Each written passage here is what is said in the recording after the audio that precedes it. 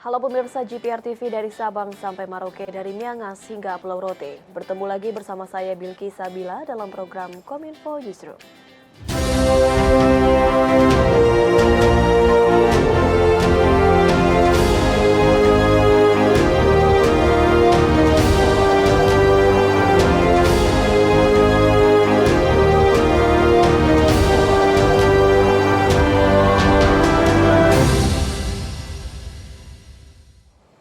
Inilah Kominfo Newsroom selengkapnya.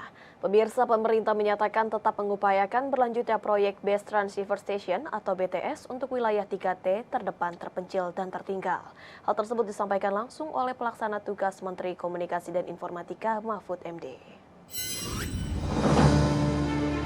PLT Menkominfo sekaligus Menko Polhukam Mahfud MD dalam konferensi pers di Media Center Kementerian Komunikasi dan Informatika Medan Merdeka Barat, Jakarta, memastikan proyek BTS 4G Bakti akan tetap berjalan. Mahfud menilai proyek BTS telah berlangsung lama dan menyangkut kepentingan masyarakat luas dan berkaitan dengan program transformasi digital pemerintah. Di saat yang bersamaan, Mahfud MD juga memastikan proses penegakan hukum akan kasus BTS akan tetap berjalan dan dipisahkan dari pembangunan BTS. Mahfud menyerahkan sepenuhnya kasus BTS kepada Kejagung agar kasus berjalan sesuai koridor hukum yang berlaku. Mahfud MD selaku PLT Menkominfo tengah mendalami tugas Menkominfo dan mempelajari proyek BTS tersebut.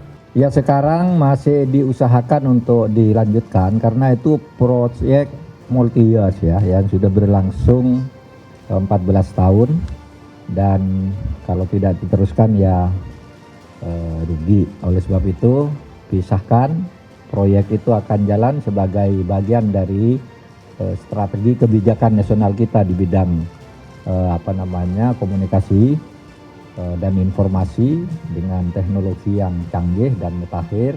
Bedakan juga dengan kasus hukumnya. Kasus hukum akan terus dijalankan sesuai dengan apa yang dilakukan oleh Kejaksaan Agung dan saya membuka diri sudah menghubungi Kejaksaan Agung. Silahkan aja kalau perlu informasi apa, memeriksa apa dan siapa dari Kominfo persilahkan agar kasus itu menjadi selesai. Itu aja. Direktur Jenderal Informasi dan Komunikasi Publik Kementerian Kominfo melantik sejumlah pejabat struktural, administrator, dan pengawas unit pelaksana teknis. Pelantikan tersebut berlangsung di Gedung Kementerian Komunikasi dan Informatika Republik Indonesia, Jakarta. Dirjen IKP Kementerian Komunikasi dan Informatika Republik Indonesia, Usman Kansong pada Senin 22 Mei 2023, melantik kembali sejumlah pejabat struktural, administrator, dan pengawas unit pelaksana teknis di lingkungan Direktorat Jenderal Informasi dan Komunikasi Publik di Gedung Kementerian Komunikasi dan Informatika Republik Indonesia, Jakarta. Pelantikan ini dilakukan berdasarkan terbitnya Peraturan Menteri Komunikasi dan Informatika Nomor 5 Tahun 2022 tentang organisasi dan tata kerja Museum Penerangan dan Peraturan Menteri Komunikasi dan Informatika Nomor 13 Tahun 2022 tentang organisasi dan tata kerja Monumen Pers Nasional. Dirjen IKP berharap dengan adanya pelantikan ini nantinya akan mampu memacu semangat kerja dan dapat mewujudkan Direktorat Informasi dan Komunikasi Publik menjadi lebih profesional sebagai Government Public Relation, serta mampu menumbuhkan budaya kerja keras terutama sikap bersiap dan adaptif terhadap perubahan yang terjadi dengan cepat. Adapun pejabat yang dilantik yakni Kepala Museum Penerangan Abdullah Esos, Kasubag Tata Usaha Museum Penerangan Yulia SPD MM menjadi Kasubag Umum Museum Penerangan. Kepala Subbag Tata Usaha Museum Pers Nasional Kuncoro Marhendro Suryo SH menjadi Kasubag Umum Monumen Pers Nasional Surakarta. Saudara-saudara sekalian, pelantikan ini diharapkan dapat memacu saudara-saudari agar terus berkinerja serta dapat mewujudkan Ditjen IKP menjadi lebih profesional sebagai Government Public Relations. Dengan demikian, Ditjen IKP khususnya UPT Museum Penerangan dan UPT Monumen Pers Nasional Surakarta akan semakin meningkatkan kualitas kinerja dan memberikan manfaat yang lebih besar kepada masyarakat melalui diseminasi informasi dari berbagai media yang saat ini kita miliki. Informasi lainnya pemirsa, konferensi tingkat tinggi Group of Seven atau G7 telah usai. Pada momen tersebut Presiden Joko Widodo tampak mengadakan sejumlah pertemuan bilateral dengan sejumlah petinggi negara.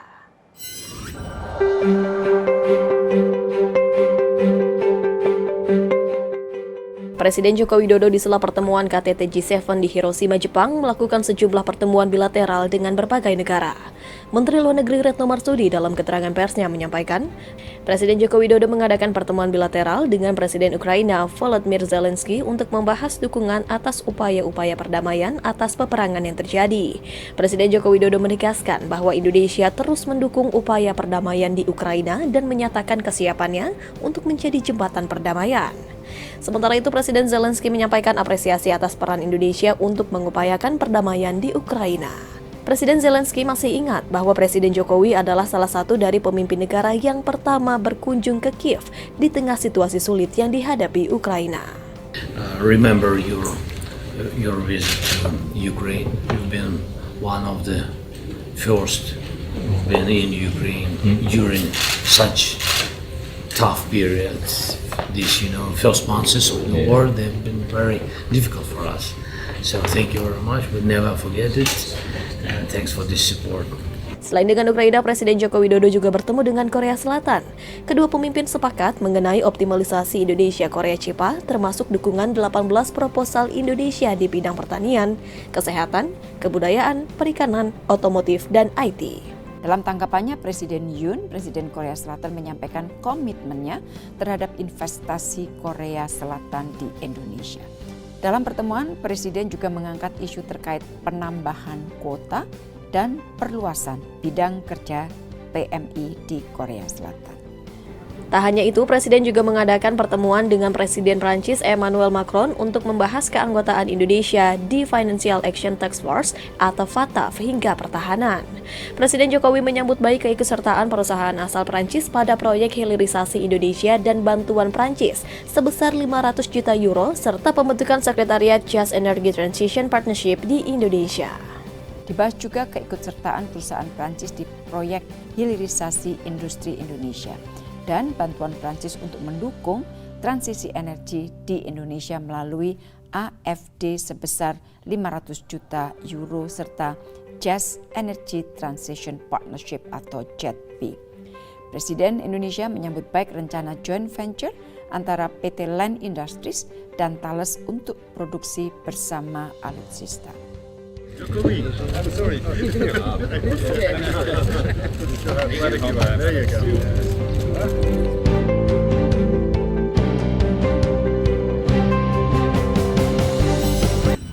Presiden Joko Widodo berbicara mengenai pembangunan infrastruktur di Indonesia di hadapan Partnership for Global Infrastructure and Investment atau PGII. Presiden pun mengajak PGII untuk mendukung pembangunan Indonesia termasuk di Ibu Kota Baru Nusantara.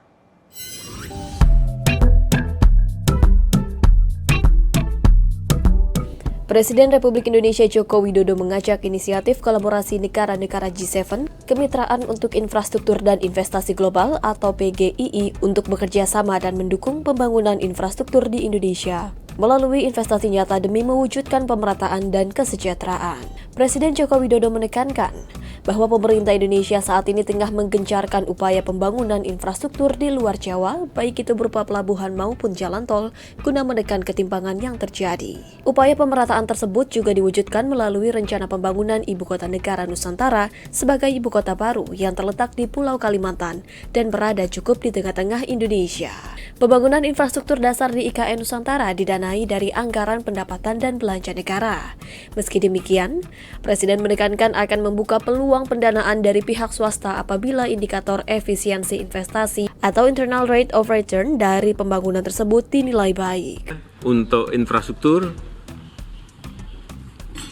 kami lakukan dari APBN, kemudian oleh juga BUMN, dan apabila IRR-nya baik, akan kita berikan kepada swasta atau investor. Oleh sebab itu, dukungan PGII bagi pembangunan infrastruktur di Indonesia sangat penting lewat investasi yang konkret dan pembiayaan inovatif lainnya. Mari berkolaborasi demi pemerataan dan kesejahteraan rakyat. Sementara Menteri Luar Negeri Republik Indonesia Retno Marsudi dalam pengarahan secara daring usai pertemuan berformat CEO meeting dengan perusahaan-perusahaan besar Jepang di sela-sela KTT G7 di Hiroshima menyebut, Presiden Republik Indonesia mengundang perusahaan Jepang untuk berinvestasi dalam pembangunan ibu kota negara Nusantara. Guna menarik minat investasi Jepang, Presiden Republik Indonesia meyakinkan Jepang bahwa di tengah ketidakpastian ekonomi dunia, merujuk dari data Dana Moneter Internasional atau IMF, ekonomi Indonesia termasuk salah satu yang tahan dari ketidakpastian tersebut. Oleh karena itu, Presiden Jokowi meyakinkan bahwa berinvestasi di Indonesia sangat menjanjikan. Menlu Retno pun menilai pemerintah Jepang menunjukkan komitmennya dalam mendukung kerjasama investasi dengan Indonesia, yang ditunjukkan dengan kehadiran penasihat Perdana Menteri Jepang Masafumi Mori dalam CEO meeting tersebut. Terdapat komitmen kuat dari pemerintah untuk terus meningkatkan iklim investasi dan daya saing. Dan Bapak Presiden mengajak perusahaan-perusahaan Jepang untuk berinvestasi di sektor-sektor prioritas antara lain hilirisasi industri, transisi energi, dan pembangunan IKN. Bapak Presiden beberapa kali menyampaikan senang bekerja dengan Jepang karena kualitasnya bagus, namun mengharapkan harganya lebih kompetitif.